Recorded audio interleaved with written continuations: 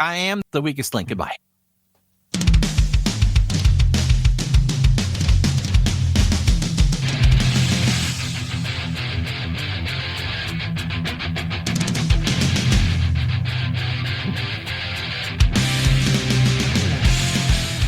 You are listening to the Digital to Dice podcast. We're all the way up to episode 27 here. I am Dave.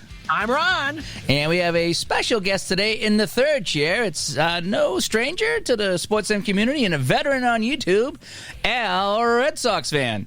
Hello. Thank you for having me. No problem. We got some Metal Church going here on a cold day to pump everybody up. And Al, I'm going to ask you the question that I asked Ron last week. Did you get your Rammstein tickets? Did I get my Rammstein tickets? Well, no. Ron didn't either. We haven't seen Rammstein in 8 years, and they're coming back here to the States. And they're playing at Gillette, actually. And I've never gone to a concert at Gillette. I'm going to assume that's a heavy metal band. It is a German industrial heavy metal band, and there's more fire there than in a Dragon movie. Und heavy metal. Oh, yeah. We don't take fun. We want serious. And so how much were the tickets there, Gardner? Good evening. We are Rammstein. I saw them in Worcester, and they played, and it was very unique because they don't talk to the crowd.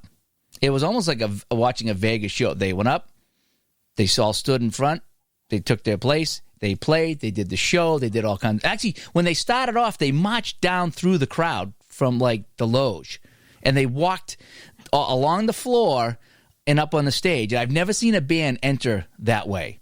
That's unique. That was very cool. Yeah, this was warm-up?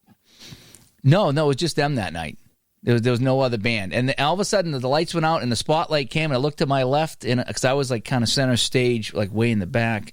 Was that at the Centrum? It was at the Centrum, yeah. And they marched down like through the lobby and come down to the floor and watched, and it was like weird.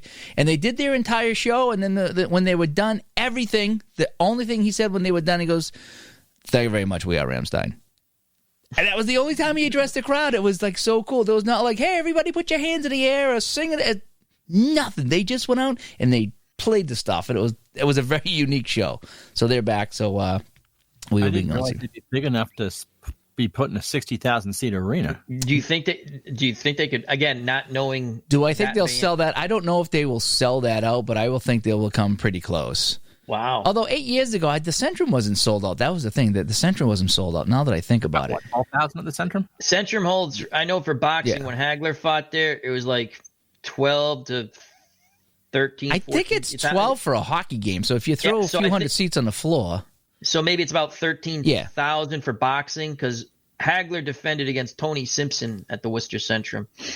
Because fall time at Gillette is not an easy place to get, because you got a BC football game. I think they play down there once a year. And, of course, the Revs are still playing. And this is a Sunday, September 6th, so obviously the Patriots are not home that day. At least I hope they're not home, because... Well, if Belichick is recording a practice, then that would be the wrong one, right? Exactly. That's right. So anyway, today we're going to talk about what we're playing. We got a lot of listener comments to go over, kind of the general state of the sports sim community. We got all our opinions on all that good stuff there. But ways to get a hold of us, digitaltodice.com. That is our website. It goes right to our Spreaker page, so you can catch all of our episodes there. On Facebook, we have a group on Facebook, and that is growing, facebook.com/groups/digitaltodice. 145 on there, didn't we? We're getting up there now. Yeah, we had 1 or 2 a week. We're going pretty well with that. And then voice and text line, 978-751-DICE, 978-751-3423. Send us a text. We might read it on the show. In fact, we are going to read one on the show here from Peter. Send us a text on the text line. We're going to read that as well. So first off, let's get into what we're playing. I'll kick it off first because I'm nice and easy. The only thing I've really been playing since I've got over being sick is that stupid jigsaw puzzle game on Steam. I streamed it a couple of months ago as a joke. I watched it. That It is. It just you call up the puzzle, and there's different puzzles with different pieces. Like, so you can have 90 pieces, 200, 300, 400, 600 piece puzzles. Now that they get really tiny, I can't even see them. So I do the 100 to 300 piece puzzles. I kick back with my feet up. I listen to a podcast or the radio or something, and I just mindlessly space out and put together the puzzle on the computer, and it tires me out. And every night I play a puzzle. I do. I was in that. I think it was the first time you streamed it. There was a few people in the chat. We were having a grand old time. So it was just hanging out. Yeah, it was a hangout thing. It was hard to help somebody do a puzzle because it was all the people pieces. People trying to give you advice, Ron. No, over there. Yeah. It was, and he's like, over where? Which one? He's like, it was funny. Yeah, but it was just a cool hangout there. And in fact, there was a couple other people I saw that got that game, started streaming it too, and it was just we are the worst pushers of stuff. It is. It's but that's how you see someone else do it, and hey, I want to do that because I've done that too. It's like, oh, let me do this game. Let me do this. I bought it because of you. I haven't used it yet, but I have it. It's a fun game just to kick back, and I like jigsaw puzzles. So I think that's all I've been really playing. Al, what have you been playing? Well, we're finishing up my 1983 Stratomatic Card and Dice Tournament. My original set, we're down. We have one more Elite Eight matchup between the Tigers and I forgot who. I don't remember. The Tigers and somebody. And I'm also playing. We sneak in a little action PC baseball with my 1977 Go-Go Mets replay and the Red Sox. We're doing quite well with the Mets. The Red Sox a little under. You can't dead what they're doing. Sox though, you can. No, I'll tell you the thing with. I like playing the Mets better because I can do all kinds of crazy things. The Red Sox, you put that lineup. Now I've done different stuff with the Red Sox. Now the way I do this retro replay, I'm playing with Action PC Baseball. I use the actual transactions and rosters, but I'm setting my own rotations. I'm using the pitchers the way I want to use them, and I set my own lineups each and every game. And it makes it fun with the Mets because you're just, again, I have hindsight. I know who did well against who, so I'm gonna put together the best lineup. That's not the lineup that they did. Again, they don't have hindsight. But what is amazing when you watch and you sit there and you go, why would you put? And again, I don't know who was hurt and really couldn't. If they're on the roster that day, I'm using them. I don't know if they had a little nick or bruise and they couldn't play. But what's amazing to me when you play some of these games, you go, why would you come with that lineup? Why is this guy batting this? Where, you're 2/3 way through the season. He stink. You drop him in the order. And, you're sitting there. If you look at why are you batting that guy there? So I'm playing Action PC. We sneak a little bit of that in there. We started our 1972 Action PC football tournament. 2 games are up on the channel. And that way I took the best 16 teams, and you just play one and done. That's my favorite way of playing that. I just like doing that. And I play as the lower seeds, so I play as the weaker teams. We almost moved everything over to the new PC. So we're going to be putting back some Stratomatic basketball on the channel. I haven't done that in a while, but that looked interesting. I saw both of you guys playing that, and I'm not a big basketball guy, but I would definitely play some old, Celtics, Lakers games, Bird, Magic, and all those guys. I definitely would go back and do some of those. My only issue with that, and like you guys said, it's a long game. You almost want to sim it to the third or fourth quarter and pick it up from there, I've tried to do stuff like that before, like sim to a quarter, but I don't get I'm talking me. I don't get my enjoyment out of it. And I've learned I'm sorry, Uncle. That's what my dad said. I don't want to ever hear about an NBA game until the fourth quarter. Well, in reality, you're right. We would watch those games in the 80s. Dad, it's 15-12. Is it the fourth quarter? No, I don't want to hear about it until the fourth quarter. Okay. But I have to say, I've played Action PC basketball. I love it. I just picked up the whole decade of the 70s All-Star games with the rosters. It was under $8 on sale, and it's something you can have a load of fun with. So I played Action PC basketball. I played Strat basketball. I enjoy them both. I played some other smaller basketball type games, or to me that not as well known. They're good. It's just different.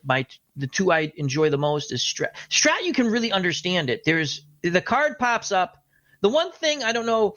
You play a lot of the hockey game, Dave, which I enjoy. I enjoy any type of your hockey streams as well as Uncle Ron's. I enjoy both your channels tremendously.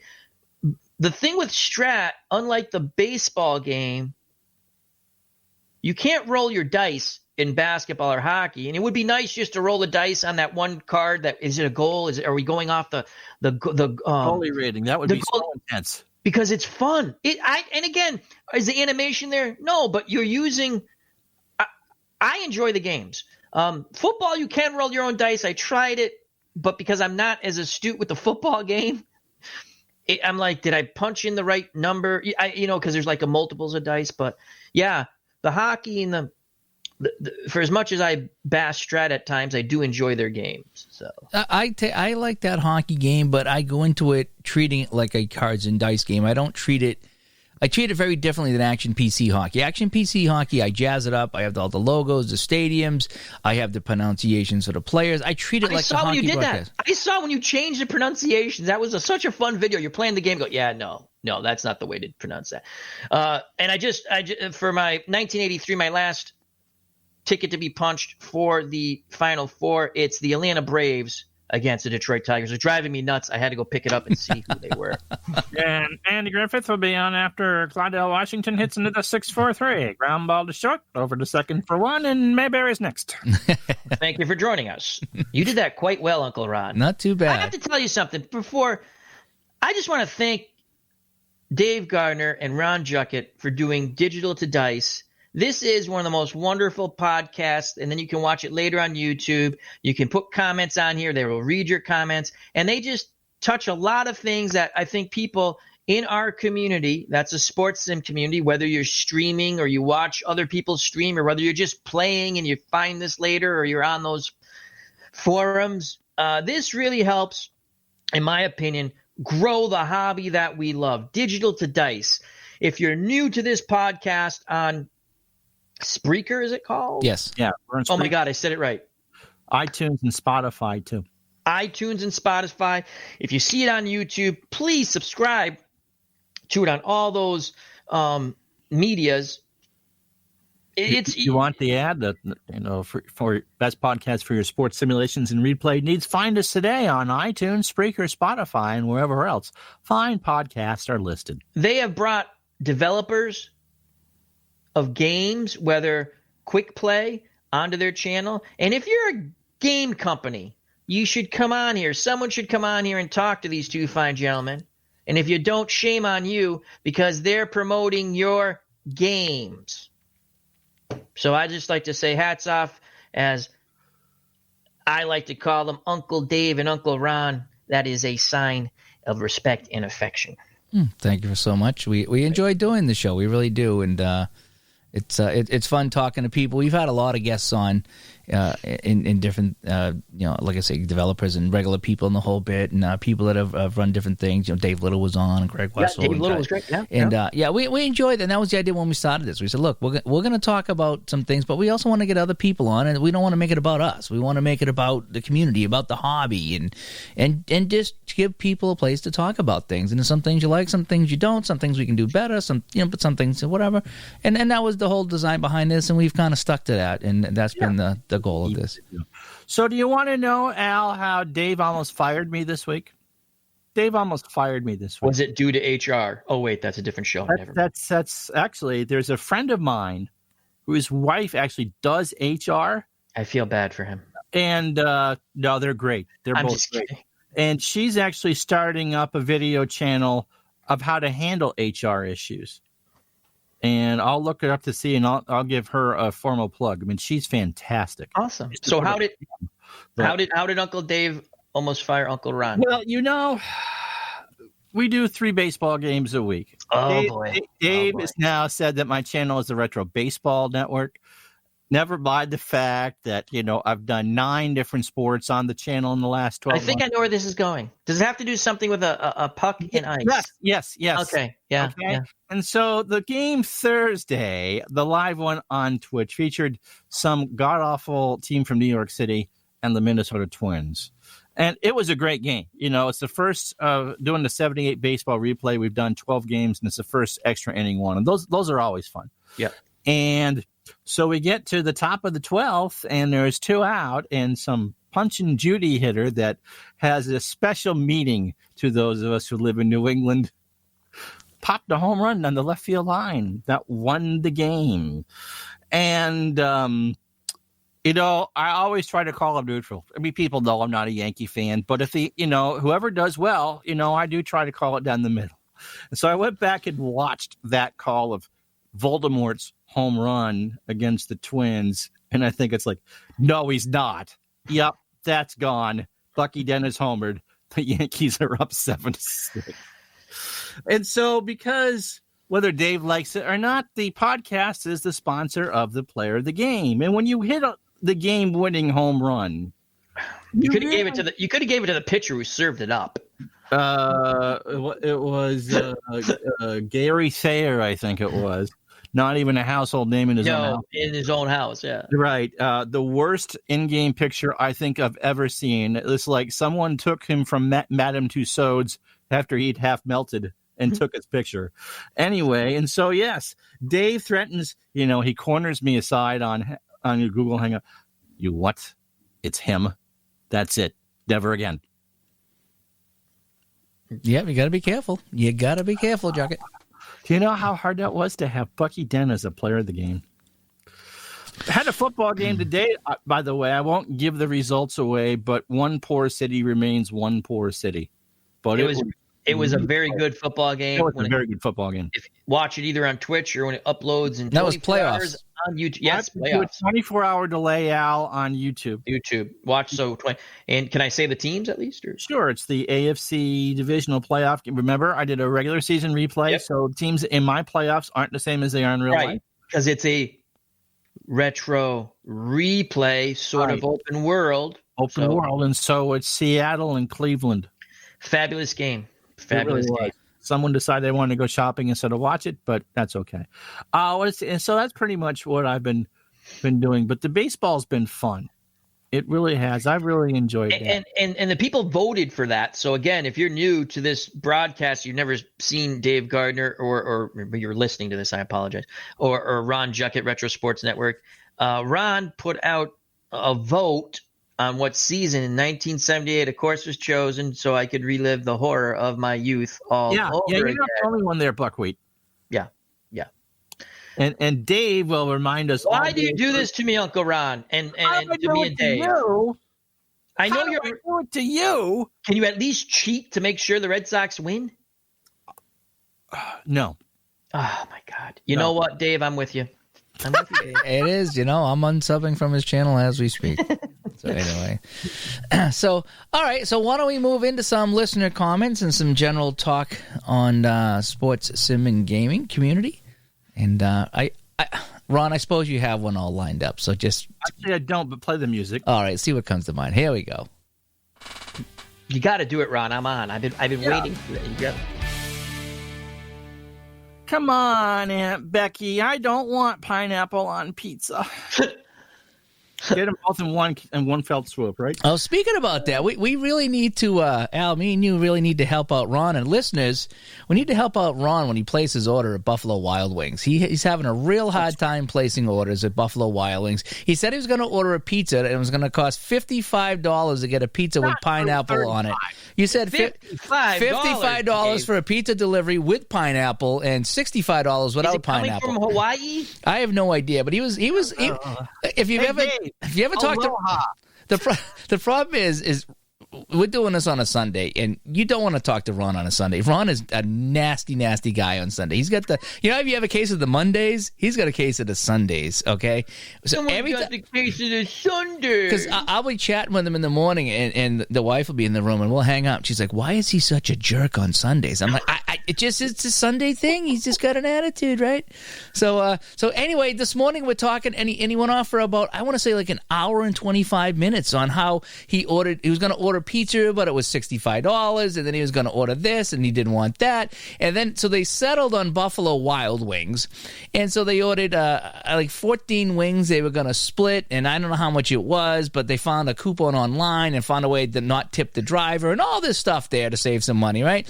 And they get it, and he ordered the dry rub, and he said it was so dry we didn't even eat it. So we need to really help him out when he orders his flavors from Buffalo Wild Wings. So I don't. Are you serious? This pizza was going to be $75,000. It's going to be $35. Seriously, For a pizza. Was it party size? it was a large. Okay, it's a large pizza. Does it wash the dishes after? No, let me finish. Now that I've been accused of all these things that are horribly untrue by Dave, horribly untrue. There we go. And so, I mean, yes, So bring us back to last night. Yes, bring us back to I wasn't involved on this conversation. I was trying to get photos in Stratomatic and messing that up. So three large topping pizza was going to be about $20. Okay, which is fine. That was fine. Large? Did he say large? I'm sorry. I didn't. Yes, large. Okay, as in large. Okay, and that's fine. And we pay taxes up here because we pay. We live in the Free Republic of Vermont. Yeah, the People's Republic of Vermont. Right? Republic of Vermont, 13% on everything, which is fine. That's what you do. Yeah, that's fine. The play, okay. And so DoorDash wants to charge you $4.99 for delivery. Okay, taking it up a little more. Okay. I'm doing the math here. They have a suggested tip of $5 because the driver doesn't get any of that. They get the tip. And so when I looked down to check out, it was $35 for a pizza. Okay. All right. So I turned to my lovely wife, who, by the way, we started dating 24 years ago today. Many more happy, healthy years to come, Uncle Ron. Thank you. Sarah's ordering pillows from Dave as we speak, and I should be smothered by next week.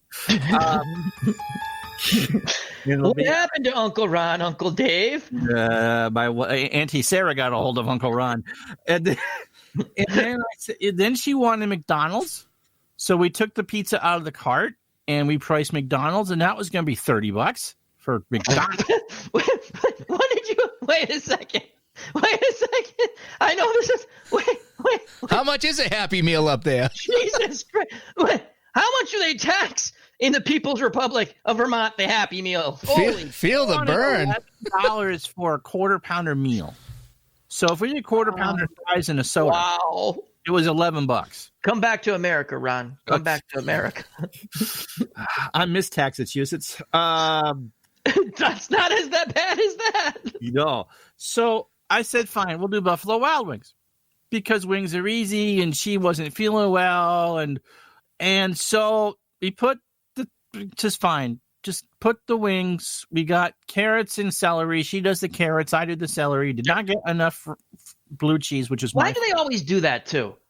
People want that, and yet they give you this little. Again, I know no one can see us. This little cup thing, and they're like, exactly. Now share what? And so I did not realize I had to specify. So I did not want to burn my gizzard. Okay, so we get the mild buffalo things, and I'm thinking it's sauce. No, it's dry rub. And so we put a thing in there. It's $35. Less messy. $35. Okay. I found a coupon. We basically got the delivery charge reversed. We did tip the driver, Gardner. I'm not that heartless. I'm not you. Did you do the thing like Caddy? Did you do the thing like Judge Smales in Caddyshack when he gave the kid a quarter? This is for you. This is for you. No. Do you stand for good, Ronnie, or bad? They got their $5. Okay, so it was essentially we paid $2 a wing. She opens up the thing and they're dry. Ron, is there anything on here? I said I asked for the mild buffalo. Yeah, it's a dry rub. And she literally ate 3 and I ate 4. And so I have a meal of wings waiting for me at some point. Yeah, when we go into the restaurant, on the left side, all the flavors are dry rub, and on the right side, they're all sauce, or vice versa. But we ordered that one time, and she's like, this is the dry rub. I'm like, no. I go, I want it dripping. I want it gooey. She's like, I think that's what threw Sarah off. Yeah. The wings themselves were fine. Yeah, it's just... But it was a case that we expected a moist experience, as you often do with your spouse. Yeah, we like the Asian zing. Ba-boom, boom. We do the Asian. It took you a second there, didn't it? No, I this isn't chat with Al, so I'm trying to be... Yeah, I know. We don't. Yeah, this is chat with Ron, unfortunately. Unfortunately. Yeah, Ron will say things... and you just sit there and you go, wow, that was funny. I couldn't believe Ron. Not that Ron's not funny, but it's a little risque there, Uncle. I liked it. Okay. Don't ask him if it came with a salad. Just don't. Okay. I'm not even. What? Oh, anyway. Was it? Never mind. Let's move on with the show. We haven't done a show in a while, so we're getting a little silly here. All right, so Ron put out a video a while ago, and we were asking for some feedback. We want some listener comments. Oh yeah, this was back when you really weren't feeling. Yeah, so let's start with that one. There. Let's start with Ron's video back on January 18th, episode 25. That wasn't a video. Last podcast, last episode. It was a video that 25. Yeah, episode 25. Okay, and we'll just get some of the comments here from YouTube here. So this was about ask some gaming questions. Okay, I asked. Oh, now I forgot what it was I asked, but I think you asked a lot of questions. So I'm just going to read some of the comments, and then we can comment on it as well. Okay. First one was from Patch83. Though I have little to compare it to at present in terms of active ongoing projects, a quick game break of shootout hockey yesterday and the associated stress relief and mental reset gave me second win needed to get back into doing some work that had to get done. So Pat sounds like he was just playing a quick game of shootout hockey, and it kind of reset some things for him and put him in a good mood. So yeah, sometimes I'll do that. You guys must do that too. Sometimes just play a quick game of something instead of like a big one. Al, what do you play to unwind when you're stressed and you just want to play a game? I like to roll scrap, like a card and dice baseball. Well, I just sit there, take my time writing up the line. It's something relaxing about that. I like to do that. I play some Pine Tar, which I just purchased, which I'm enjoying. But it's usually a card and dice if it's just where I'm just trying to decompress and relax.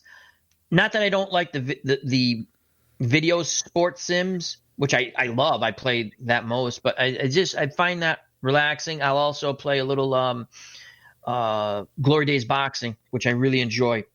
Or I can have any matchup. They have 3 sets out: heavyweight, middleweights, and lightweights. But it's usually a card just to if we're talking about just like decompressing kind of thing. Mm-hmm. It's either it's that, and sometimes I do go to like my Tony Canigliaro replay on Out of the Ballpark, which the Red Sox are dreadful. So I end up getting more annoyed, and or my Go Mets. But I like to try to put the Go Mets online because I want to get past. I'm at 64 wins. I need one more, and I'm never going to get it. Yeah, usually card and dice. Sportsman Z writes in. He says, for Strat, I get the new season they put out current year every year, but I will occasionally get past seasons every so often. I need the current season because I'm in leagues.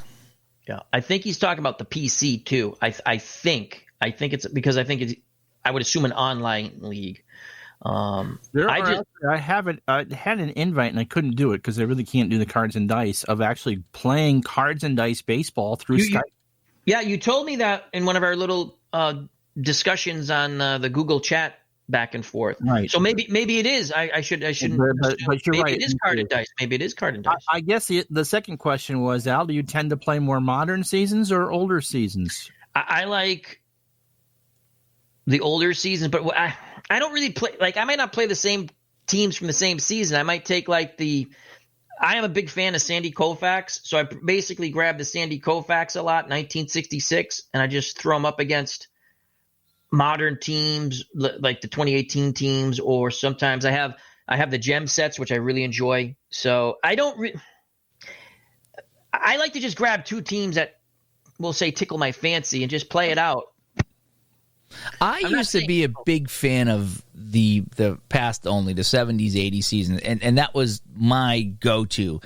But recently, if they had the current season, I'd be tempted to get it and replay some playoff games or championship games or something like that. So part of me is like, Bill, I would like to go and replay that play or pre-play that game that's going on Sunday, or preview the Stanley Cup Finals. Okay, here's the Stanley Cup Finals. I'm going to go ahead and I'm going to play the best of 7 here with the current teams in this particular game. So part of me now is leaning towards the newer stuff, but it would have to be like today new, not 2018 or 2019. Right. You know what I mean? Right.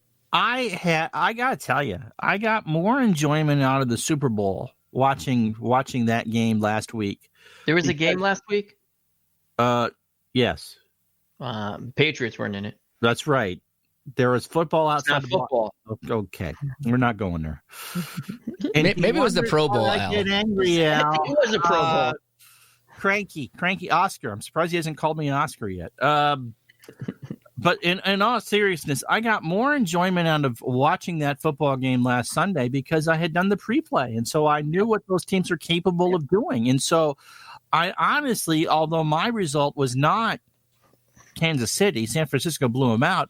Kansas City played a good game. They had a couple bad. It was a good game in reality. I'm just making a joke. I know that it was a good game. But Dave, just to get back to the pre-plays are fun. I did that with last year with a few playoff games, modding my old school Tarkinen football game. What would you use for your pre-play? I'm just curious now. Stay for hockey because I'm trying to think of a sport. The only thing I can think of is Action PC. I don't even know. I don't even know if they do the for baseball. They'll give you a season. I think they have the projected. That's season. it. That's what I'm saying. Do they have that for hockey projected? I think so. I know they do it for basketball, baseball, and they probably do if they do it. For I think they do. Yeah. I know I've been able to do the last two World Series because for Inaction PC, I pre-played the World Series, and neither one of them turned out the way that.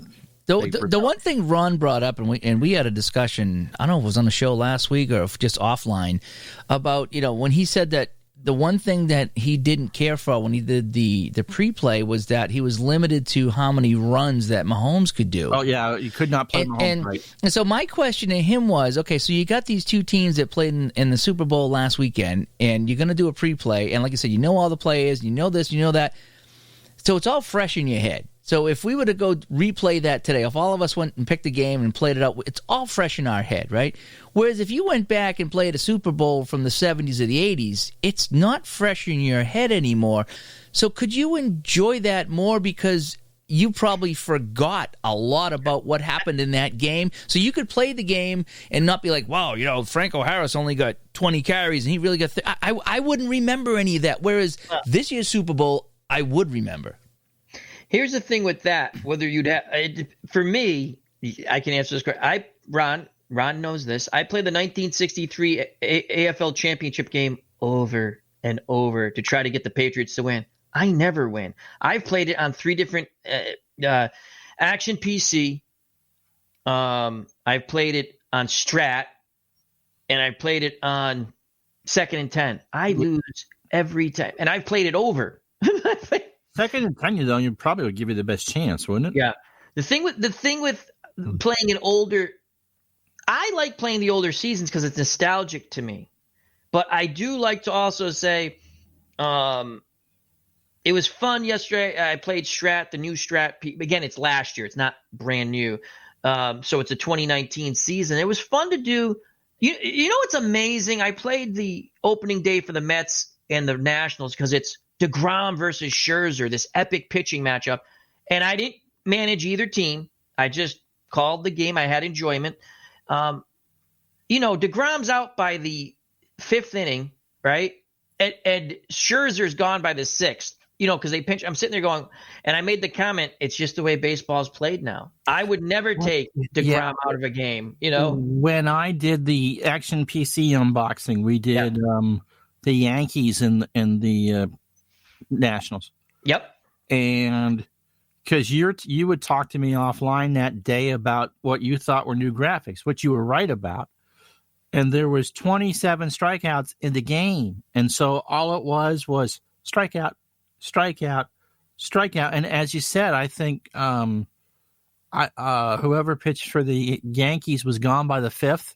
And Scherzer or Strasburg were gone by the 6th. And so I guess I know I'm jumping all, because we're talking a little football about what you prefer to play, but I kind of like going back. I always go back to like a Sandy Koufax or a Bob Gibb or any of those Lonborg from 60s. Those guys pitched.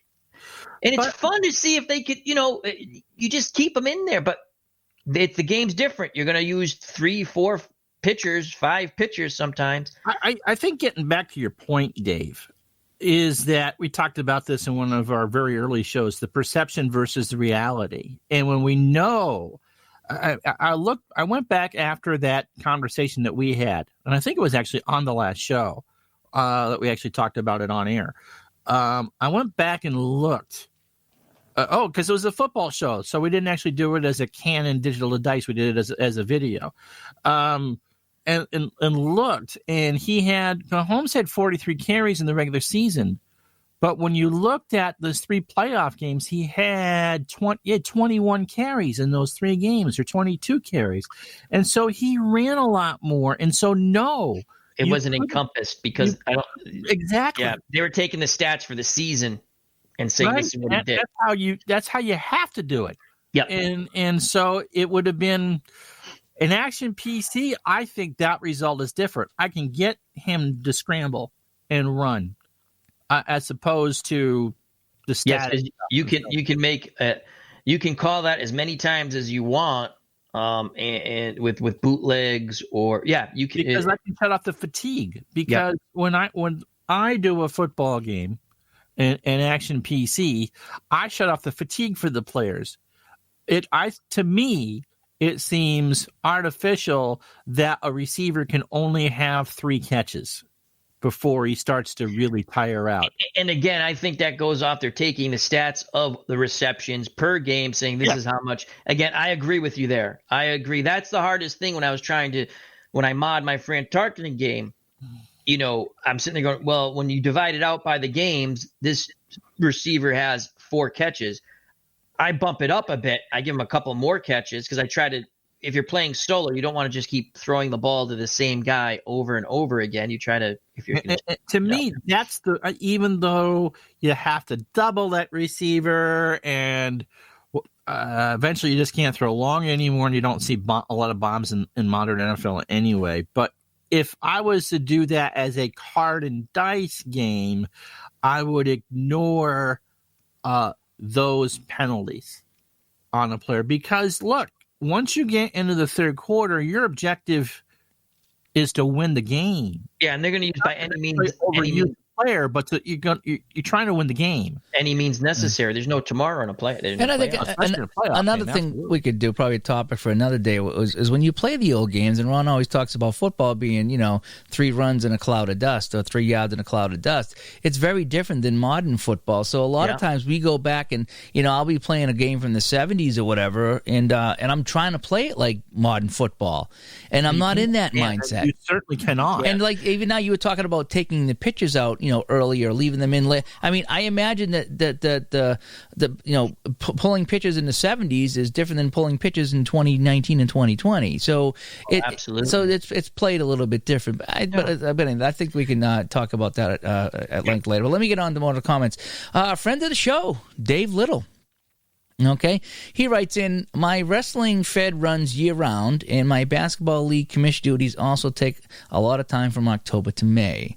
I like to have one side project for my own entertainment, which is currently my History Maker baseball tournament. And I think he's been streaming some of that too. Yep. When I want to break away, I go for a non-sports game. I look for an interesting story, which some options, but not a lot of difficult puzzles and definitely nothing requiring eye-hand coordination. I recently finished a fun Steam game called Unavowed, which played like an interactive novel. So I guess this gets back to my jigsaw puzzle thing, is that Dave gets away from sports to relax. You gotta. So, that's good on Dave doing that stuff there. Another friend of the show, P-Jet. P-Jet writes in, I pretty much stopped following all pro sports around 20 years ago, and as such, don't own or play any post-1999 seasons in hockey or baseball, the 2 sports I play on tabletop. Retro seasons only, retro in quotes. I also play red, white, and blue racing from Play. Non-sports, I've been a tournament-level Scrabble player for 20 years. Nice. Wow. Although I burned out on tournaments and only play in local clubs now. Scrabble is a math game you play with letters. Yeah, I was never good at that. Yeah. I'm a horrible speller. You'll see him pop up in my streams because I've got a few games of Word with Friends going on. Ask me how to spell cat. D-O-D. Let's see. Al, Red Sox fan, writes in, great job, Dave. Not so much Ron. Not so much Ron. That's I'm kidding, of course. He was congratulating Ron on 500 subs on his channel. By the way, congrats, Ron, on 500 subs on your channel. Thank you. Let's see. Gord M. writes in, to relax, I will play past seasons of Stratomatic hockey. Right now, 55 to 56. That's interesting. 72-73 and 92-93 NHL, or a game of basketball, Status Pro College or NBA, real-life basketball, 72-73, ABA, player of the game, college basketball, and today playing my first game with fast break basketball. There's a couple of basketball games I haven't heard of, but... Yeah, there's a couple of them in there I've never heard of. That's interesting. Real-life basketball, player of the game, college basketball, fast break basketball. Pretty good. Interesting to see that hockey, though. 55-56. It's an original six season, and you know that it's only 300 games. Yep. And so if you wanted to do a full season replay with it, it's 70 games per team. So you take 70, divide it by 5, and kind of go from there. So it's a manageable project. Mm-hmm. Johnny Smoke writes in, Stratomatic past season baseball and football on PC. Sometimes do what if projects instead of replays, and we had that topic earlier about doing that, and the fun you can have with both. And the king of the what if is our guest. So yep, it is. And SGJ Jamie writes in, I don't mess with the current seasons much and haven't in many years. Back in the 90s and up to the early part of the 21st century, I would play a replay of the current season. As I get older, my excitement for current season is not as strong, probably for two reasons. One, I don't follow current sports as closely as I used to. And second, there's so much out there to indulge my nostalgia. And that's what I really, really agree with Jamie here, is I don't follow as closely. I still follow, but not nearly as closely as I did as a kid. You know, back in the day, you have the baseball cards and you're watching Game of the Week or, what is baseball, hockey. I mean, I was into it more as a kid, okay? And so, yeah, he writes in that. Oh, he has more here. Games I will go to when I just want to take a break from it all on the sports side would be 2nd and 10 football. Okay. 2nd and 10 is just so easy to boot up, grab some teams, and start playing. Although, in general, I am more of a season guy than playing one-offs. So I love the Action PC line, but it's more for replays. Wrestling Finest is also another game I will go to. You guys ever heard of Wrestling's Finest? No. Curious about that. There's a number of good wrestling games out there if that's your thing. Yeah, I never thought you could have a lot of fun with the card and dice wrestling game. I've done a little bit of it. I've seen Dave do a little bit of it. It's fun. I have fun with that. Is it Mike's wrestling game or Chris's wrestling game? The free one on that replay site. Oh my God, there's so many wrestlers, and you need a lot of charts. That's the thing with that, is that there's an Excel version, but I like to have the charts. I built a little wrestling ring that I put the cards in, and I roll the dice, and there's not a lot of animation with that. It's all in your head, so it's hard to stream. It doesn't make for a good stream, but by yourself, that game is it's fun. Chris's dice game, I think it's called. I miss our friend OG's pay-per-views. Oh yeah, he does the women's wrestling. He's got to get back to that. Those are hilarious. Those are hilarious. And I think that's face to the mat from to the mat play. Yeah. I see Jamie finishes up by saying, in the last few years, I've really got into tabletop war games. That's interesting. It is funny. I really prefer the PC for sports strategy games, but war games for the PC doesn't do it for me. I like to have the big maps and push the armies around the board. So, yeah, some good comments there. I want to go back to something that he said earlier on, because I really think that for the three of us can relate to this. Now that we have such ease of use of going back to whatever era that you want. If you want to be stuck in the Bird and Magic era for basketball, or the O'Reilly and Bork era for hockey, or if Jim Rice is your jam as he is mine, then you can go back and do that at any time. You don't have to worry about how much they're getting paid. You don't have to worry about all the commercials that go with the games. You don't have to worry about, if someone goes 0 for 4 and then blabs on to SportsCenter about it for 5 times. You can make up whatever it is that you want to do, and they're always going to be 25, 26, 27 years old. They don't get old. They don't suck. And because today, with the money and the amount of teams and the fact that everything is, we talked a little bit, I think, on your channel, Al, about the stuff isn't really special anymore because there's just so much of it. And I think Dave Gardner has also mentioned this. The quick thing, I think for me, and I think a lot of the community, well, I'll speak for me. I like the nostalgia of what I play.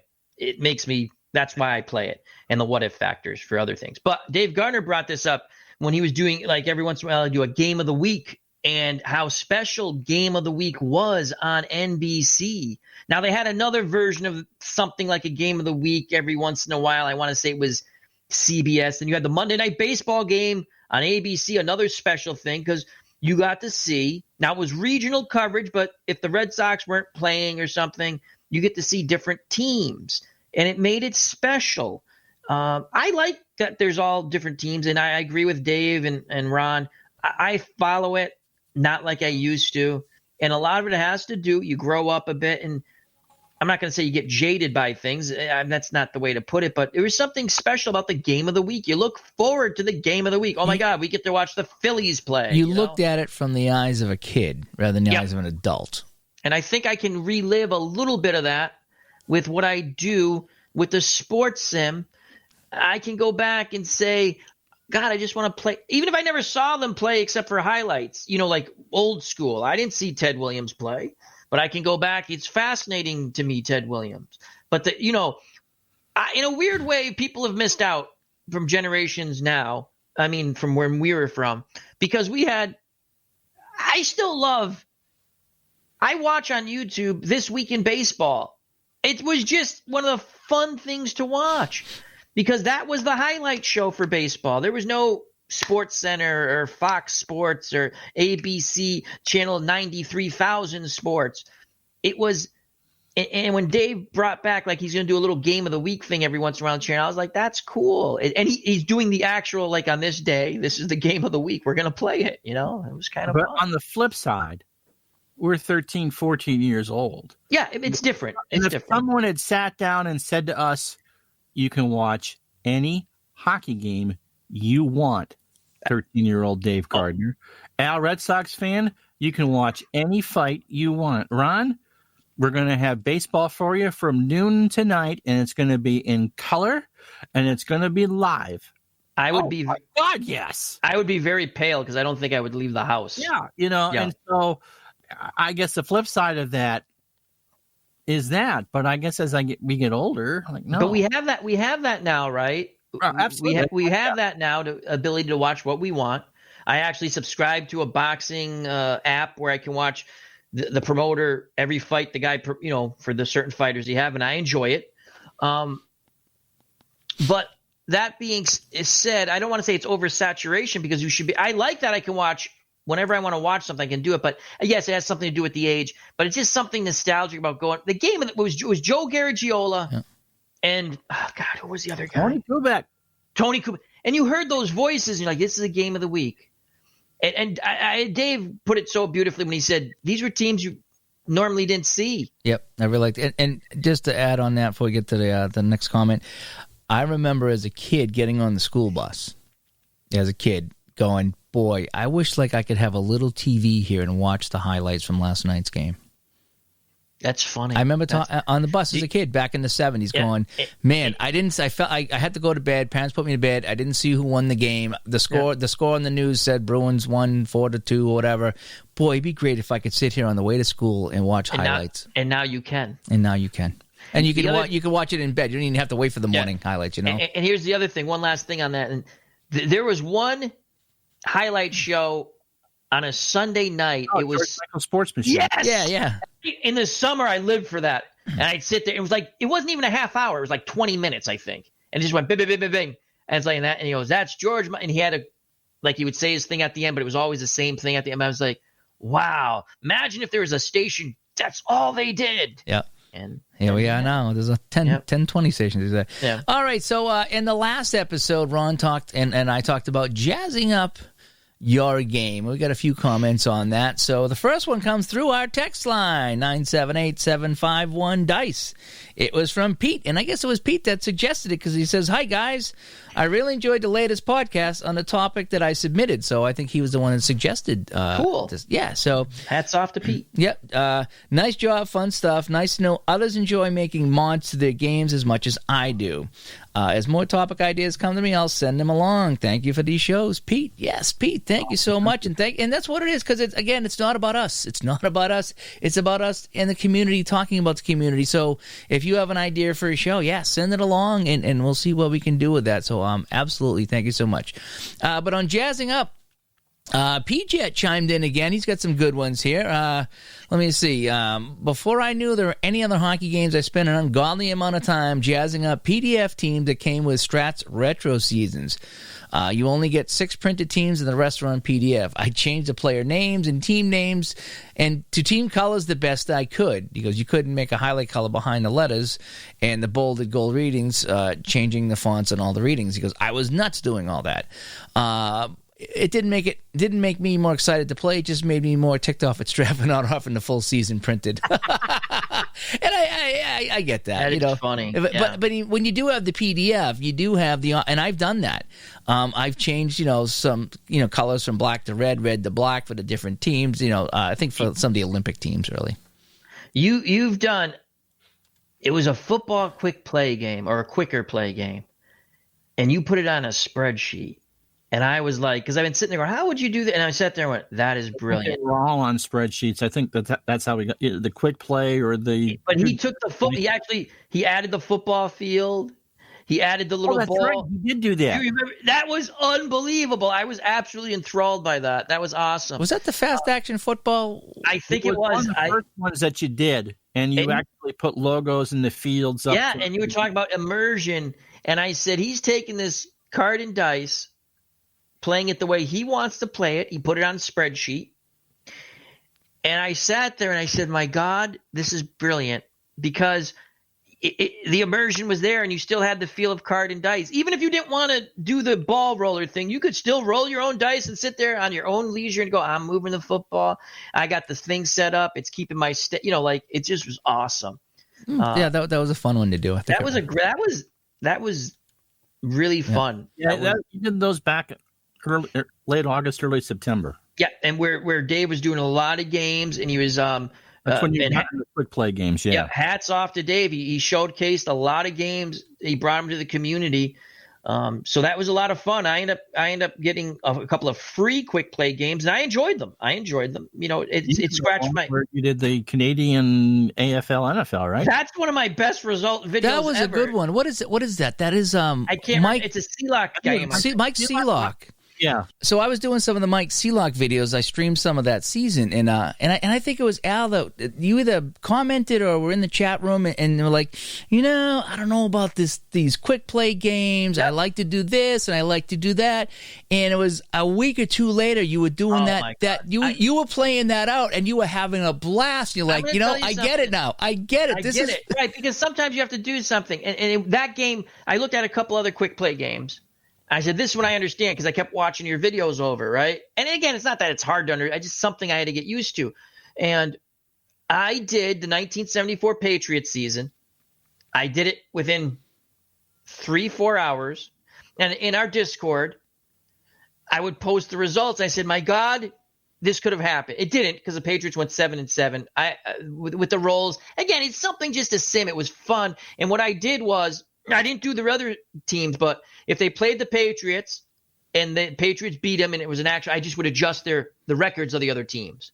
And then I did the playoffs. I was like, this is fabulous. I got to do it. And then I did the tournament, Canadian Football League versus the American Football League versus the National Football League. And it was a lot of fun. And we had some heated comments in the comments that were left, but it was fun. I can see where that is I've moved away from it. Not that I don't like it, but I scratch my itch for it, and I could go back to it. But it was really fun just to get a quick result and to see in your mind, is that realistic? And it's realistic. It wasn't bad. I did the whole season. I don't know if I did 82 or 84. You did the Seals. Didn't you do the Seals in a quick play? Yeah, I did Seals with shootout hockey. But you did it in one of the Downey games, I think it was. I did final score hockey. What? Oh yeah, 70, 71, the year the Bruins did not win the Cup. Okay, the year that Montreal and Chicago went to Game 7, I did every game final score hockey. Took me a few weeks to do that. I think I figured out to be like 40 or 50 hours for that project. Every game, and then I did every playoff as well. And it was scary. Me and Ron looked at the standings. I almost nailed some of the standings. There were some teams, Al, that he got the goals right. Yeah, it is. People have to understand. Again, it might not be your cup of tea, as we say, a quick play game, but there is numbers and statistics behind why they come up with their system. And I think, if I remember correctly, Dave, you did a post project video on that. Because the 79-80 playoffs, I think, in final score hockey too, right? Yeah, I did the 79-80 playoffs final score, yeah. Because I remember you talking how long it took to do that. Oh, it could have been the football one. I could be getting this mixed up. But you did a post-project video saying how long it took you to do it. I think it was the final score one. I think I did that, and I compared to what actually happened. And, of course, the Bruins went all the way easily, because they were stacked that year. But in real life, they didn't. But they did go all the way. And with the Mike Seelock Quick Play Football, I did an entire season. I don't know if I did 82, 83, 84. And what ended up happening is I think Miami and the Jets went down to the last game of the regular season, and I think Miami stole first place from the Jets. They went on to the Super Bowl, and they beat Washington. But I did that whole season, every game, and then did the playoffs. And it would have been 82, the strength season, because that would have been a real short one to do. It was only 9 weeks. Oh, no, I did all 16 weeks. Okay. Is what I did. But you roll for offense and roll for defense. There's 4 rolls and you're done with the game, as you know. But yeah, I saw you playing that, and I enjoyed that. And it's a good filler. It really is, and it's great for playing an entire season or something, or playoffs really fast. So the quick play games are fun, and I like to jazz those up from time to time too. I see PJ also writes in. He goes, "When I was 12, I got the Monroe Bobby Hull Rudd hockey game." To kill to have one of those back, right? I ordered all the teams, and since the metal players had just the city name and a generic white stripe across the front of the jersey instead of the logo, which I have some of those myself, I hand drew each team's logo on paper with colored pencil, cut them out with a scissor, and taped them onto both sides of each player for each team. And I guarantee you he had a tremendous amount of fun because he had pride and joy that he did that. He doesn't remember what he had for breakfast yesterday, but he remembers that. That's awesome. And that's what this hobby's about. Yeah, jazzing it up. That is really kind of cool, And so, let's see, Patch 83, I guess I don't do a whole lot of jazzing up relative to some others, but that's fine too. I have an active imagination, and that's really been all the immersion I've needed to this point. I do use different color pens to keep stats in games, though. Okay, that's fine. I try to use a pen that's one of the team's colors, but that's for practical reasons as much as anything, because it helps me when after the games I go through them, the input to the stats into a spreadsheet. I thought this was another great episode as usual, though one that may give me food for thought in the future, how to spice up a product. And he says, I did really like the Bruins Nordique shootout video at Le Colisée, and to give a shout out to Shootout, I like that care was taken with the team cards to give teams like Montreal and Detroit a different shade of red and not just a generic. And the thing is too is those are on PDF, so you might even be able to go in and mess around with the colors a little bit if you have a PDF editor. But shootout hockey is great. And you've done that with dice colors. When I showed you the ball roller, you changed it to colors so that the Bruins would roll with the dice and the Canadians with the obviously non-jaded red dice. I do that all the time when I play real dice. He had that whole that was awesome. He brings. I'm like, oh my god, orange die for Tampa Bay. Yeah. When I did the game-winning drive football, I rolled white and orange for Tampa, and then I think I aqua in white for Miami, or aqua and gray. I mean, I do. I have all kinds of colors. I got tons of dice here, Because there's something when you have dice. It just That's one of the most wonderful sounds in the world. But I like that. I like when I have the team color dice and I roll it, and now I know that Red Sox are red and Padres are gold or whatever. I think I did Pirates. What did I do? Pirates and Phillies, and so Pirates were gold and Phillies were red. I mean, but it adds to your enjoyment, and that's all we're saying when we're saying, or at least the way I look at modding it. Jazzing up the game. You do what you like. If you don't need to jazz up the game, don't jazz up the game. I like to put the little baseball helmets. It's just, even when I play offline, it's just something I like to do. Appa Brian, I don't know if you've watched any of his videos. Great channel, fun channel. He has a little field set up. He plays Appa baseball. He does his tournaments. He's actually, I asked him, how did you get that helmet? He goes, I had this helmet and I made it. I made an old Brooklyn Dodgers. It was awesome. So you do, what makes you happy. It's your 62. He's got all, whatever APA football season he's replaying. He's got a field that you can slide the football back and forth. So the Chiefs, when they were playing on the grass and had the different helmets, he doesn't have them for each game, but he's got like a Chief Raider or a Chief Charger one that he uses for that. And again, that's everyone like I think it was Patch was saying like he has a good imagination, so that's the way he can see it all. It's just what makes you happy. It depends. Sometimes I do. Sometimes when I'm playing cards and dice, I get it all jazzed up and I get the team colors and I'll put, like I say, a football helmet or a batting helmet out and I do it all up really nice and it's really fun. And other times I just pull out the cards and I play. And it's the same thing with whether I'm playing Action PC or if I'm playing Strat on the PC. Sometimes I load up all the logos and the rinks look good and everything looks good and the colors are good and I spend a lot of time with that. And other times I fire off a quick play with just everything generic, and it just and I have fun with that too. So sometimes I really get into it, and other times I don't. And there's no wrong. There's no wrong in that. Finishing out some of the comments here. Let me see. Derek Jones writes in on our Facebook group, great episode regarding the jazzing it up. Regarding Strat Computer Hockey, in addition to the logos, you can also import player pictures into the game that show on the scoreboard depending who has the puck. Yeah, I have not brought in any player photos into Strat or Action PC yet. No, I don't want to say I don't care.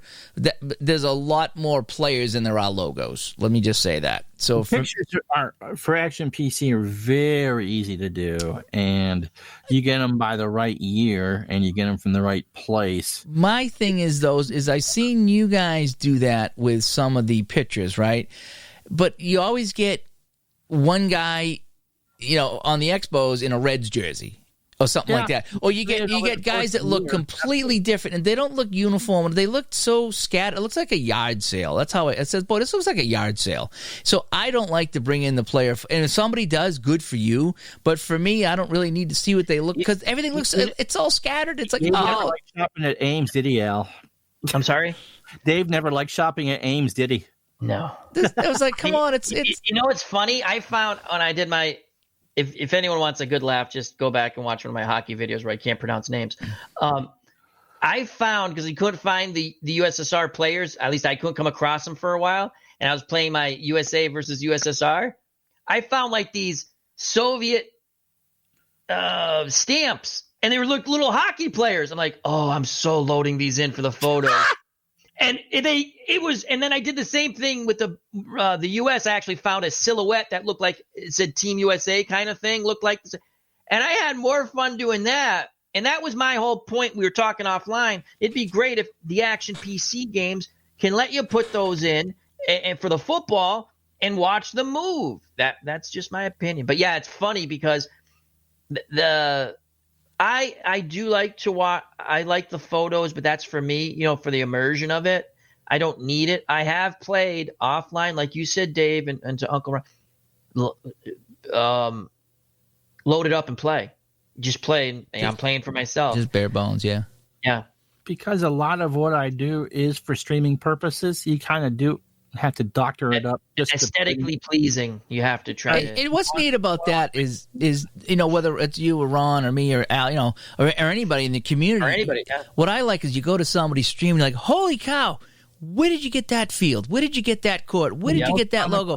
Yeah, where did you get that? I want to use that. I want to do that too. And that's what makes it fun. And you're like, oh yeah, I went here. Or sometimes I create my own rinks. I have the blank rink and I drop the logos in and I jazz it all up. And I learned that from you because I did a USFL game on the channel and there's no USFL. I couldn't find USFL fields. I'm sure they're out there. I just couldn't find them. So I took a generic. I said, I seen Dave do this. I took a generic field. I took the Boston Breakers logo and you just put it on, and then you with the paint something, paint editor. You fade it out to like 40-50%. It was awesome. I mean, I didn't do it as good as you, but it worked for me. I had fun. And that's the great thing about that. That's the wonderful thing about our community.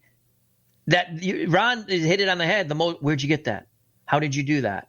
And, we all try to help out people with that. I've been collecting this stuff so long, I don't remember where I got a lot of it. Yeah, I know. Sometimes I don't. Someone asked me, like, I had hockey photos or something, and I said, I think I got this on the free Field of Dreams replay, which is a good reference to get a lot of photos. There's others, too, but I get a lot of stuff off that one. Right. I did the couple games from the old Met in Bloomington.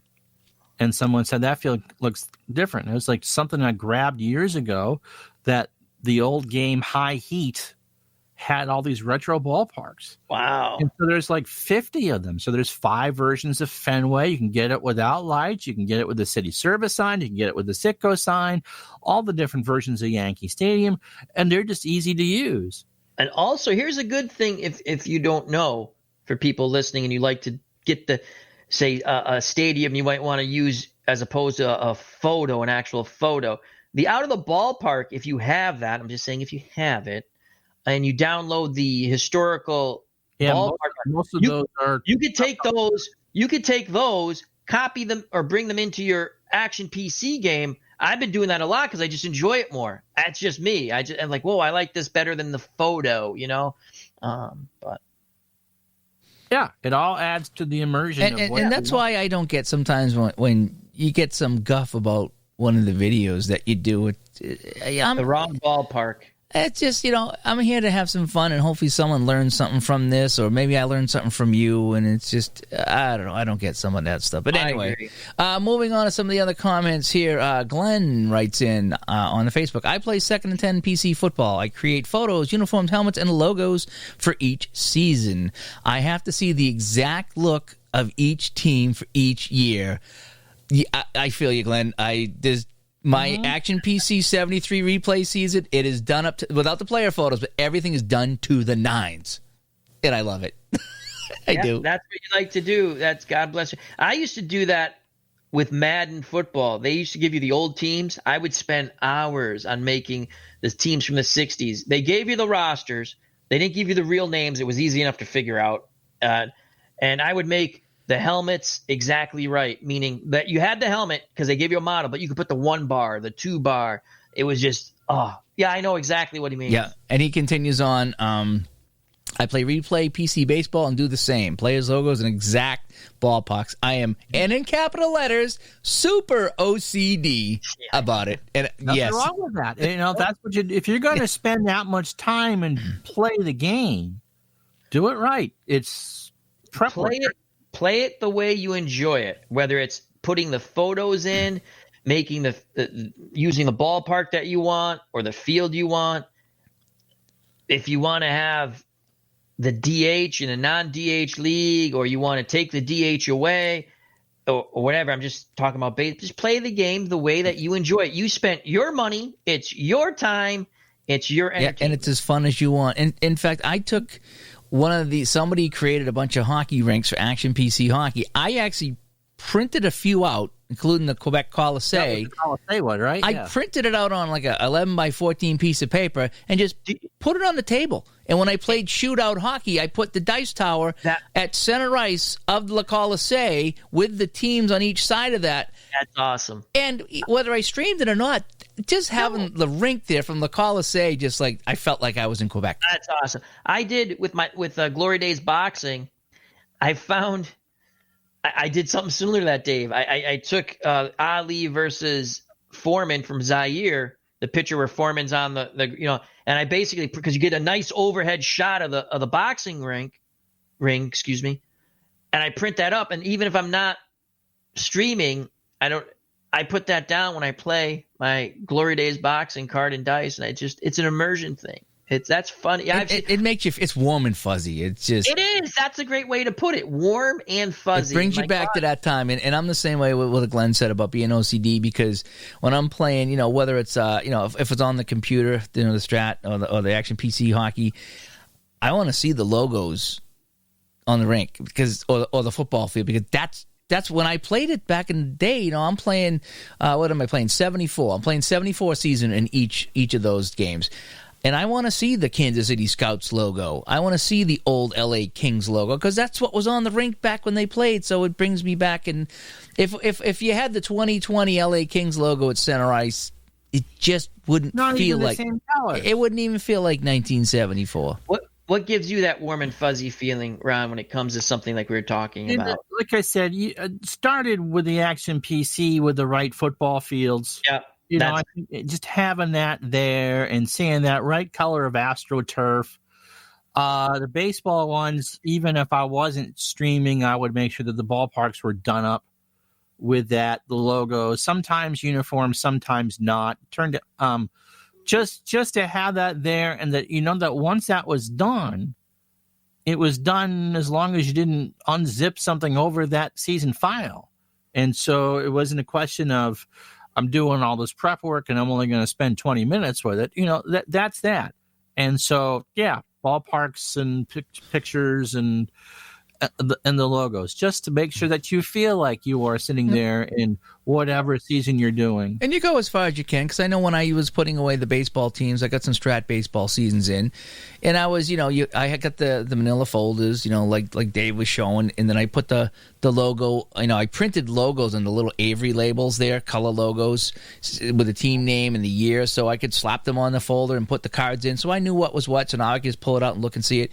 And I try to get the logos as close as possible, but I'll be honest, there's a couple of teams that are like, something, I'm never going to play this team. And so whatever logo come up for them, new or old, I didn't even bother matching the year, because I don't think that's ever going to come out of my cabinet. Seriously, there's just some, like the Atlanta Thrashers. I will never play the Atlanta Thrashers in cards and dice. I just don't care about them. I just really won't. So I just, whatever logo come up, I don't know if it was the right one or not, just slap that on. There you go. And so there was a point where I just was like, okay, I'm not going to get that crazy. But yeah, I do hear with that. A couple more comments here.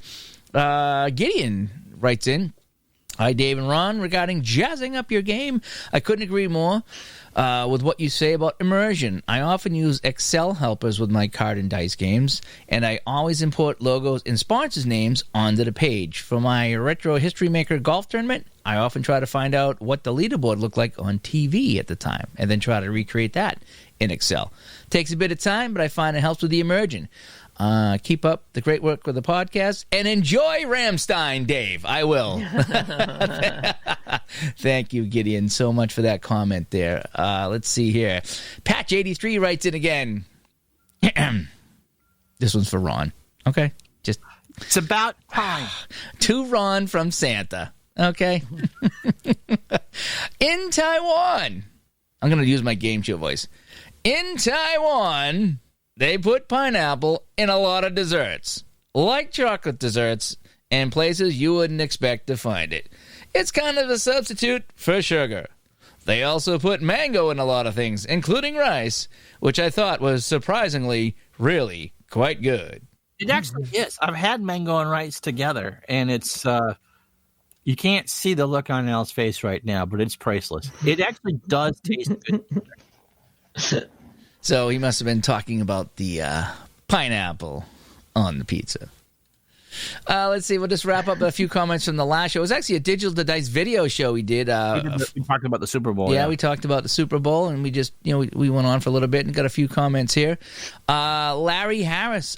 Larry writes in, so I don't use last names, but it's on YouTube, so it's out there. So Larry H writes in, love your shows, but I especially enjoy the video shows that you two do more than audio only. Have a good day. Yeah, that's why we try to break it up. We talked, Larry, about when we did this, that we're going to definitely do some video stuff as well, so you can see our shining faces and get to know us like that. Let's see, Patch. And I think while they like that, it's because they can interact with you guys. And I think important. I mean, I think they do and you guys are. It's a great show, and the community loves to interact. So, yeah, that's going to be awesome when you do a few more of them like that. Yeah, and we decided, that was a great Super Bowl. Let's just talk about it and just talk in general about some things. So we got some good feedback on that. Patch83 writes in, I agree 100% about too much emphasis being placed on winning championships for exactly the reasons you give, Dave. I'll use a classic ice hockey example also. Lafleur versus Marcel Dion.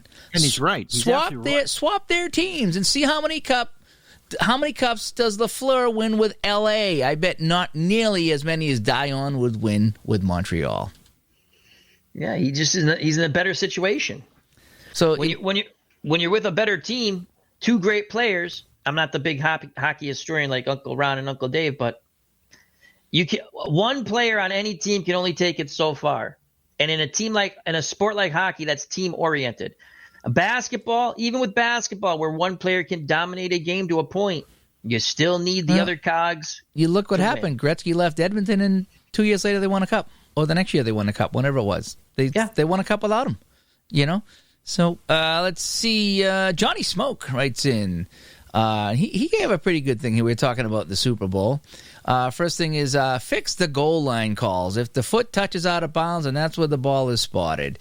This is getting crazy. Players have all kinds of angles across the goal plane with no circumstances. And I had someone else chiming in about, having the whole ball across the goal line like in hockey. Not change that rule. No, I'm okay with breaking the plane. I think they just...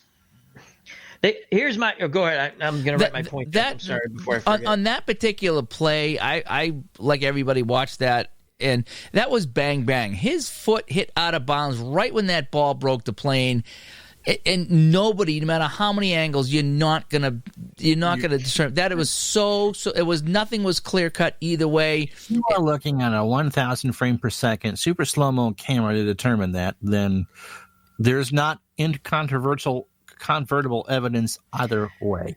Here's what I like to see about football in general. I was talking with my friend John today. He said, how many holding calls were in there in that game? I said, I don't remember any. He goes, because there were none. He goes, that's the way they should call football the whole year. Because in my opinion, they have to keep the flags in their pocket. It just disrupts the rhythm of the game. No blood, no foul. I don't want to see anyone get hurt. My pet peeve is a holding call. Sorry about that. A holding call on a run, and the hold is on the other side, and that had nothing to do with the play. Go warn the person. Say, listen, we're watching you. Don't do that.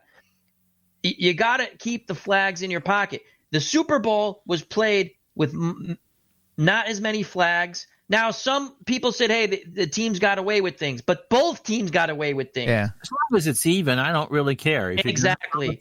Call it tight. If you're going to call it loose, then call it. That's an interesting point about the holding away from the play. It drives me nuts. But now you'd be putting extra emphasis on the officials to determine if that guy didn't get held. Could he have sacked the quarterback? Could he have got the running back? So now you got to ask them, I saw a hold. And then in that same split second, would that have affected the play? Well, I would think the official themselves. I'm not saying like to pick the flag up. That I'm not saying. Once the flag is thrown, it's thrown. You can have your discussion, but you can't keep going back saying, well, it really didn't affect the play. I'm saying I have seen quarterbacks get annihilated and there's no flag thrown. I have seen a quarterback who I root for on a team just get tackled and seen a flag throw. Then I see him get annihilated, same team, same quarterback I love, and not a flag. I don't want to see makeup calls. And that happens. I keep the flags. That has ruined football for me. The pace of the game, they just chop it up with here's a flag, there's a flag. The Super Bowl, think about it. There weren't many flags. There usually aren't. Because they let them play. It's usually a very clean game. Yeah. Johnny Smoke makes some more comments here about the 32 Super Bowls with teams leading by 10 after three quarters. And he said 29 straight times the team winning by 10 won the game, but the last three times it's gone to the team that's been trailing. Because what are the chances that three times in a row a team has come back from 10 or more in the fourth quarter to win? So 10 with approximately 8 minutes to play. I know you guys already talked about it, but I just thought lose by 11, right? Yeah, they just played not to lose instead of just keep playing. you guys already talked about that on last week's podcast, but why do teams do that? I don't get it, but yeah, you should bring it home with a 10-point lead and 8 to play. Stop on the throat. Yep, exactly. There was a video, and I don't know if it was one of my favorite channels on YouTube is 5 Point Vids. If you've seen 5 Point Vids, it's a sports channel, and they do some really cool things. And they did something where when it was 28-3, okay, they said if Atlanta were to kneel down on every single play, could they win the game? And so they simulated it out where it's like, okay, New England, 28-3, New England scores 28-9 or whatever it was, they missed a point. New England kicks off. Atlanta gets it. They run it out to 25. They 3 kneels and a punt, and then they kind of estimated what would happen during the game if they just kept kneeling to try to kill the clock. And it was determined, again, this is just a simulation, and I think they might have used a little bit of Madden in there to try to figure it out. But they figured out that New England still would have come back and tied that game even if they kept kneeling. And then in their simulation in Madden, Atlanta kicked a field goal in overtime to win it. But here's my point about that Super Bowl. Had they just Atlanta continued to run the ball, go back and look at the stats. The Patriots, that guy was averaging, the Atlanta running back whose name escapes me, was averaging 6 yards a carry almost. But they didn't give him the ball. And they asked the head coach after the game, why didn't you? He goes, that's not the way we play. And I would have fired him right after that if I was the owner. You do what is working on that day. When no one can stop your run, you just keep doing it. Why I don't play those games with fatigue for exactly that reason. If I know that the hook to my third receiver is the best play available, I'm running that play. I'm there to win. Yeah, but that's a great point. It was interesting to see if they had just knelt down and played it totally conservative. The more interesting point is at that point in the game, again, the Patriot-Atlanta Super Bowl, when Atlanta basically could have knelt down.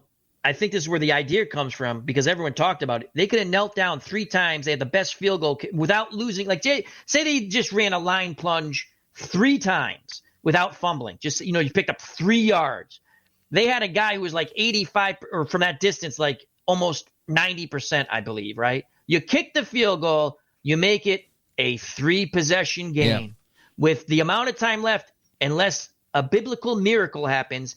The Patriots could not have had the ball in 3 positions. You look back on that. I mean, it, again, as a Patriots fan, it is fun to watch that one. Yeah, I'm happy. But you go back and look at that, and you look at how many things had to go right or wrong. And it did. For that to happen, and just the 2-point conversions back to back.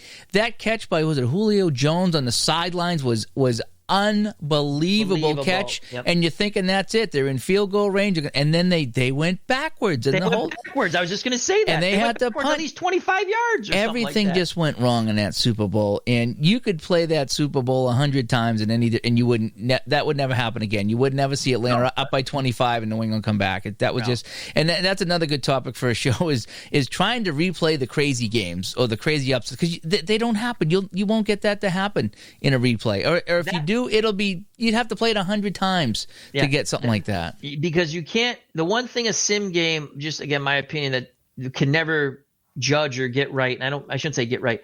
Momentum shifts. You're not going to get a hot bat because say you're playing strat, right?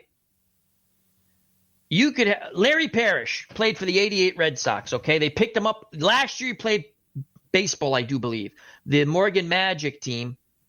They picked him up when he got released. I want to say maybe the Rangers released him. He was with the Rangers.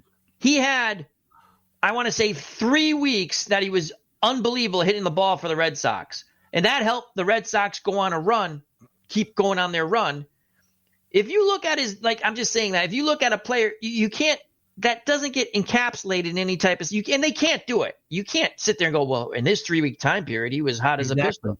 Tonight I'm going to do, in a couple hours, I'm doing Game 7 of the 91 World Series. And there's two things in that game that would be impossible to replicate. First, Kent Herbeck's takedown of Ronnie Gant at first base late in that game when they got tangled up. Second, Jack Morris going out there and throwing 10 shutout innings in Game 7. Those things are just not going to happen. Now, maybe Morris goes out and holds under 1 or 2 runs, but the impossibleness of any specific event just is possible to do on the tabletop. Yeah, because they're taking a whole season of stats, whether it's tabletop or PC, and creating it. So, all right, cool. All right, so we'll get some final thoughts, and we'll wrap things up here on Digital Dice episode 27.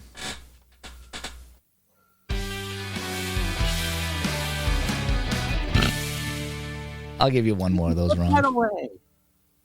Say it again. Kimmy, put that away. Oh, stop. I thought he was going somewhere else with that. No, I've been told to keep it down. Here's your bit of Full House trivia. Ooh, Full House trivia. Full House trivia. Dave never watched Full House. I had younger sisters. I watched much more of that than I ever wanted to. I feel bad for you, Uncle Ron. Thank you. The original actor for Danny Tanner was not Bob Saget. It was someone that Nerdtastic, the YouTube channel Nerdtastic. I recommend that one. I watched the video on how Aunt Viv got fired from the Fresh Prince of Bel-Air and the change in that character. Dave is looking at me like, where are you going with this? And so they had hired some comedian in Atlanta, told him to drive across country. We're going to give you this TV show across country, and you can be on this with John Stamos and Dave Coulier. And they shot the pilot with him in it. And as he's driving his station wagon out from Atlanta, he gets a phone call in Texas from his agent on his beeper. Call me. They didn't like the pilot. They committed to the show. They reshot it with Bob Saget, and the network picked up the one with Bob Saget. So can you imagine that? That's like the Beatles drummer, right? Yeah, you are on your way to stardom. You have a network television show that you're going to front. Nope, not so much. Not so much. So there. Wow, that's good trivia. Dave has fired me again, and that's why you are here, Ron. You provide the intangibles. Wow, that was said with all the conviction of shut the bleep up. So anyway, it was said with love, though. Thanks everybody for tuned in. Before we wrap up, guys, why don't you talk a little bit about your channels and how to find you guys? Al, you being the guest, where can we find you, and what are some of the things you do on your YouTube channel? Well, on YouTube, I'm Al RedSox Fan. Just type in Al RedSox Fan, and I do a lot of sports simulations, all kinds of sports: football, baseball, boxing, hockey, basketball, soccer, and my guilty pleasure, time travel tennis. And we do a little chat with Al every once in a while. We're going to be bringing that back. We might have the old crew back. We're just trying to set that up again. And if I'm able to do it, we're going to do that. And we like to always, you're welcome on, chat with Al, Uncle Dave. We'd love to get you back on. You're on once, and we just have fun on the YouTube channel, mostly sports sim, but that's what I do. You have your little projects that you do, but you also do some unboxing and I don't want to call them tutorial videos, but I've watched some of your how-to videos. Well, I did a few of those for Out of the Ballpark. I did because people are asking, well, how do you play the game, and I just explained the way I play the game. The game's not for everyone. There's also, it's not really easy to load up photos in that game. You have to unclick before you start a season. I want to say it's like fictional photos. And if so I've done a few of those. Uncle Ron and yourself are the masters of tutorial videos, and there's a lot of other great channels in the community that do a lot of tutorial videos, like our good friend Chris from Tabletop Delaware.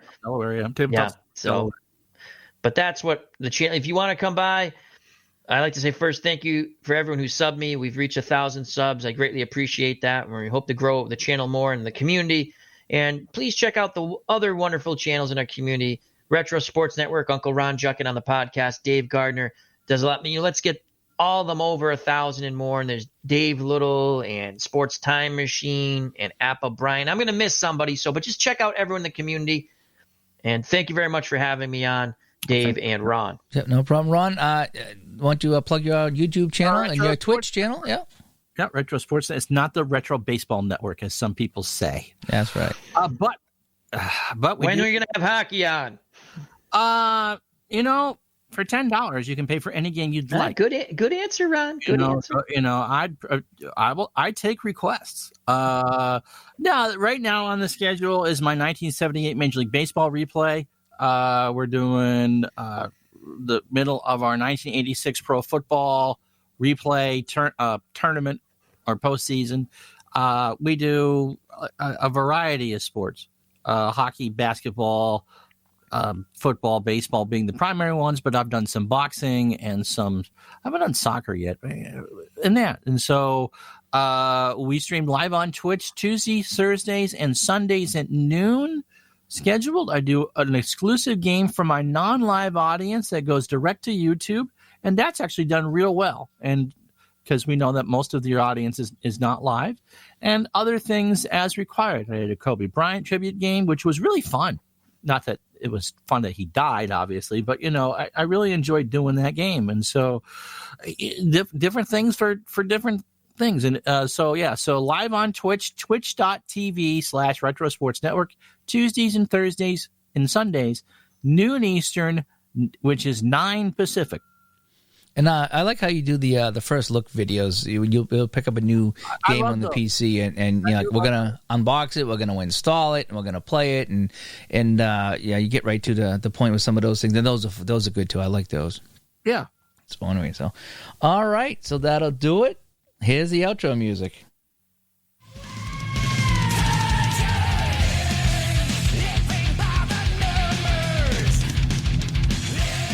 Some ways to get a hold of us. Our website, digitaltodice.com. That goes to our Spreaker page where we have all of our episodes up. We'll have 27 up after this one gets posted.